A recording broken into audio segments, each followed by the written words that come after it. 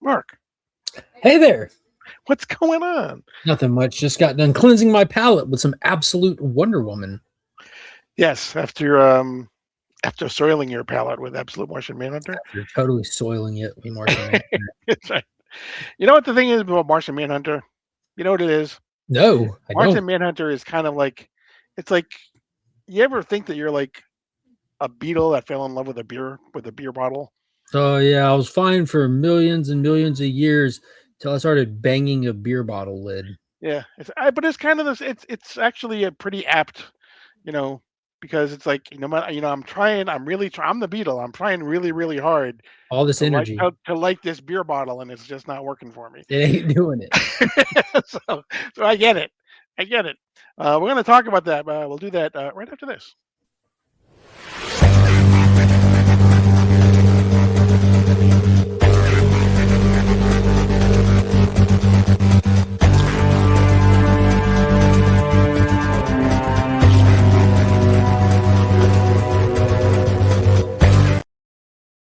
Before we get started, don't forget to hit the like button. Make sure you hit the subscribe button as well. Leave us a comment. Let us know how we're doing. And hit the notification bell so you're alerted whenever we upload new content. We're back. We've got two absolute issues in case you couldn't tell from the opening. They are Absolute Martian Manhunter number 10 and Absolute Wonder Woman number 18. Wow, a year and a half. Exactly. We'll go through the Absolute Manhunter one first Sure, go ahead. because that will probably be quick. Yeah, since it doesn't make any sense. Yeah. So John Jones is basically he is he gets this analogy from a guy who was in a bar, basically about a beetle in a beer bottle, and he's making Molotov cocktails while he's in there, and That he's he going. doesn't throw. Yeah, exactly. But he's going against a soldier who I think you're led to believe that it probably was Vietnam or whatever that has severe PTSD. He's trying to battle that guy. So But I do have some questions real quick. okay, How did we get here to this bar I don't surrounded by? remember.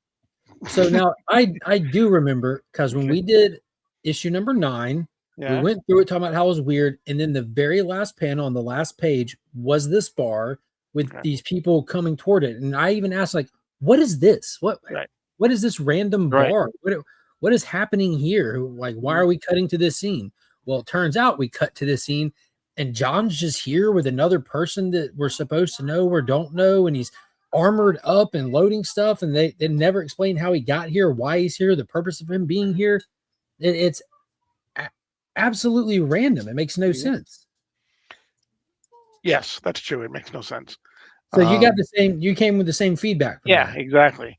Yes. It seemed like they put him here just to have this random shootout with these army guys, so they can scream about how borders are imaginary and borders don't exist. They were really hammering that in. And this guy, is he affiliated with the government agents that have Martian Manhunter? Because he's talking at some dialogue like he was. Because it's just a shootout between the two. Yeah. The whole time and just rambling.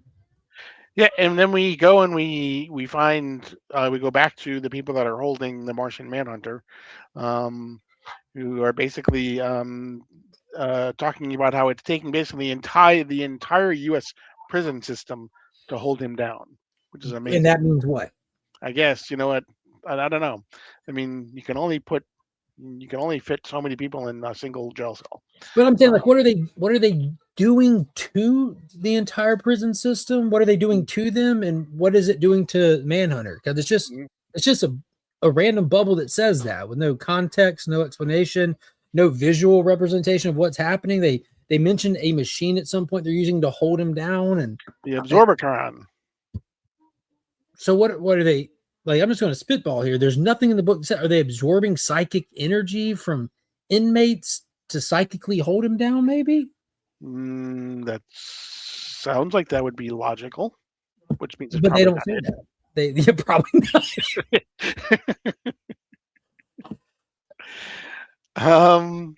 We cut to his house at some point where his wife is like zombie mode, like making dinner, cutting her finger, his kids playing with army men on the floor that's supposed to represent like the shootout that John Jones is in the middle of. She cuts her finger, but we never revisit it. She has flashes of stabbing people and stuff. She's like cracked out or something. We don't know. Yeah, his son is basically we see him playing with almost like what do they call those on the easy Little bake green. oven, and Yeah. then he's playing with army men, like you said. Um, Meanwhile, what she's saying about her feelings towards her son are appearing in these white balloons like we've had in the past. Um, and how much she loves him, and they have such a great relationship and everything. Meanwhile, John Jones has been captured. Yeah, Um, apparently he lost the shootout. He's captured, blindfolded, put in front of a firing squad. Granted, all this is happening at the same location. Like the firing squad is the people he's having the shootout with, while the guy who's leading the shootout is screaming that borders aren't real. right. Um, he's actually put up in front of a firing squad, and we're led to believe that he then swallows this insect that had been trapped underneath a cup, a glass cup, way back on the first page of the comic. It's basically flies into him.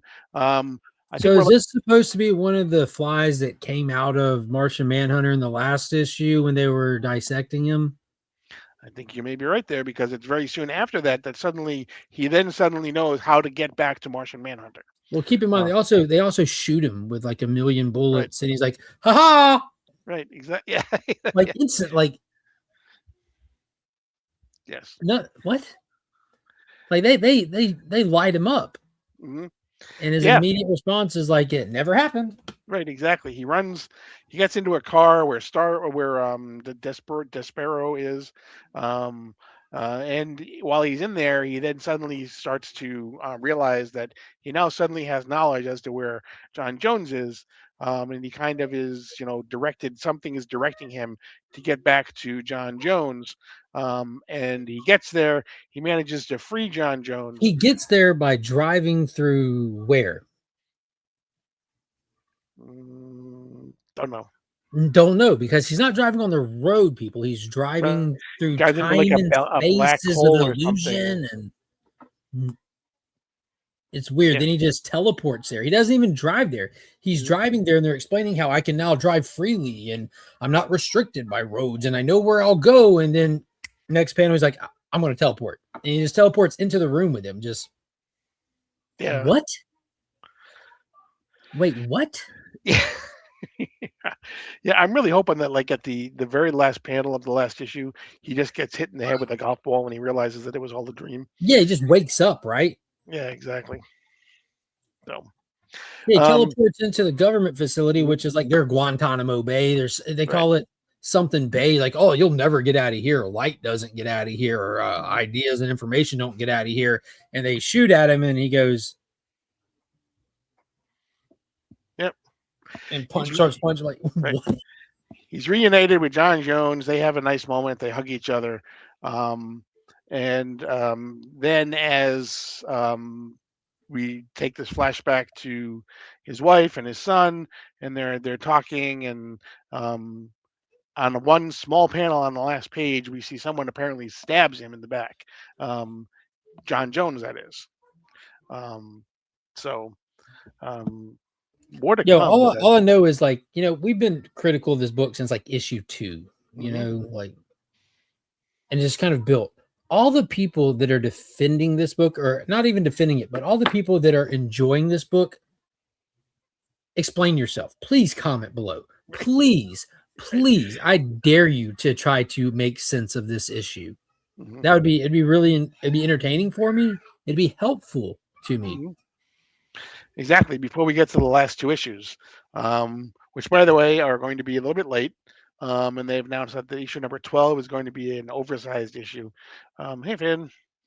Um, so, yeah. Uh, it would be nice to actually enjoy the last two issues. Oh, I'll enjoy the last issue. Exactly. But enough about that. Let's go to Absolute Wonder Woman instead. Fire. Yes. Literally fire. Literally fire. Yes. We're into the last issue with her pinned down being attacked by this this creature made of fire, and it left us on a cliffhanger after her battle with the Suicide Squad. Mm-hmm. And we find out in this issue who that is, who the person, because we weren't exactly sure who the fire person was.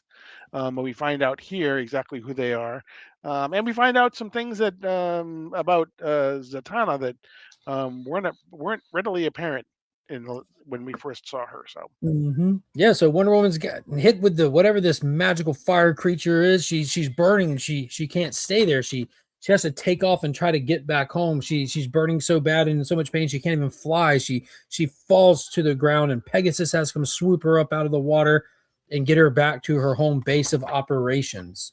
yes, the Heron, the Hall of Justice in the Yeah. absolute. And who should appear but Zatanna appears there. Yeah, Zatanna shows up there and starts talking backwards to give Diana her voice back. And the first thing Diana does while she's sitting there wincing in pain is snatch her by the throat. And then we get the huge title page, which is, man, these things are sometimes so cleverly placed in the book. Like she snatches her, you're like, oh snap, oh yeah, that momentum. We flash back to a time where Diana is on a beach on the Wild Isle, talking about what are they talking about here? Love. They're talking about About love. love, Sorry, the love. Yeah, value of love and compassion. It basically how love can be a tool for empathy. If I'm to champion these humans, these people who feel this affection of love, she's speaking to Aphrodite. Like, isn't it useful if I too feel the emotion of love and not look at it as a weakness, but as a tool to be able to relate to them so I can truly understand them and serve as their champion better? right. We quickly flash back to the current, and we see Zatanna looking down at Wonder Woman and basically says, "Hey, wait a second. You know what? I just gave you back all your powers. I just cured you of that. If that doesn't at least buy me a little bit of goodwill, We so I can cool, spread right? myself." Yeah, We cool. no, Nope. we're not cool. Yeah, we get a Um, nice little skirmish between the two, like throwing lightning at each other, hitting each other with spells. She starts choking Zatanna, and Zatanna hits her with the phase. right. That's the She American does Sign sign Language, and language it's sign backwards language backwards. to Exactly. phase out of the Yeah. chokehold. I can accept sign language. Okay, text backwards, not cool. Sign language backwards, so cool. So you must have now even because it'll come up later, but even Diana is speaking backwards in this issue. Yeah, not cool. Not cool. But this answer, like Harley Quinn can throat punch Zatanna and get a W. Can't throat punch this one. She'll be like, ouch. Right. She tries Zatanna tries to kick Diana in the face. She basically just puts up one hand and stops the boot. And throws her into Right, the sky. Yeah, right. catch. Diana No. says wings. Sorry, Zatanna says wings. Wings appear on her. She then does the same thing. She tries a couple times to do the lightning strike. Yeah, hurls a lightning bolt at her. Exactly. Nothing Catches happens. it with her star shield. Like they're just magic battling back and forth. This is like super cool. Like just back and forth, man. Mm-hmm. Really cool fight. Ultimately, cooler heads prevails. Diana puts her in a big water spout where she can't sign language and talk because it's swirling so much, and it gives her a second to cool off, kind of get her, not let her anger get the best of her, and they start talking. Like, all right, what gives? Right, and that's when we learn that the person that has been is that fire person is actually Zatanna's father. That's when Zatanna explains this. Yeah, she warns that Kale sent me and everyone else against our will, but like my dad's a different story. Like I'm trying to save him, trying to free him. I don't want to kill him. He's so far gone, kind of thing. He was sitting there to really shut it down, but I can't kill my dad. And Wonder Woman's like, well, I'm going to have to go address this Joker. I'm going to have to go do something about this. He points out to her, like, look, I didn't mean any ill will towards you. Like, I was being forced to do these things. I did my best to kind of push you back a little bit to let you have a hint that I wasn't there to hurt you till I could get out of the clutches of Kale kind of thing. Me coming here, I thought was a sign of goodwill. And I can give you your arm back even. She's like, whoa, I don't know you like that. Exactly. Yeah, exactly. Yeah, she basically, Zatanna and they come up with, honesty is the best policy between the two, and that helps to earn trust and respect, and Zatanna says it always does, and then she's like, I could go with you, I could help, and she's like, yeah, we haven't earned that much trust yet. No, you go do you. I'm gonna go handle this. Wonder Woman dips into the woods, does some woosah, some meditating, lightning strike. She comes back out of the woods with her arm back on, with her armor. She's like, all right, I'm gonna go handle this. Deuces. I'll try not to kill your dad. Bye. Right. Yeah. We find she rides Pegasus back to she meets those fish people that we saw in one the last Yeah, there's or a maybe fish person on the yeah, Suicide Squad team, yeah, right? exactly. Yep. Yeah, she hits her with a little spell ball to free her of the starro that's inside of them. They have star instead of bombs in their neck, they have little starros in them. She hits her with a little vial of magic, gets a starro out of her, makes a comment like, "Yo, I freed your other little squad members." The fish lady warns her like, "Yo, watch out for Giganta. Free her or not, she's still an a hole. Like she's a villain." It's like, cool. I'm gonna go handle this fire guy. Like, good luck with that. Right.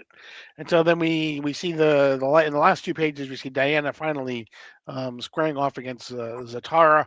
Pulling out Basically, a we new lasso, right? exactly, yeah, we get a new lasso. We hear about the Troika, and that's Whatever actually that is. the title of the next story.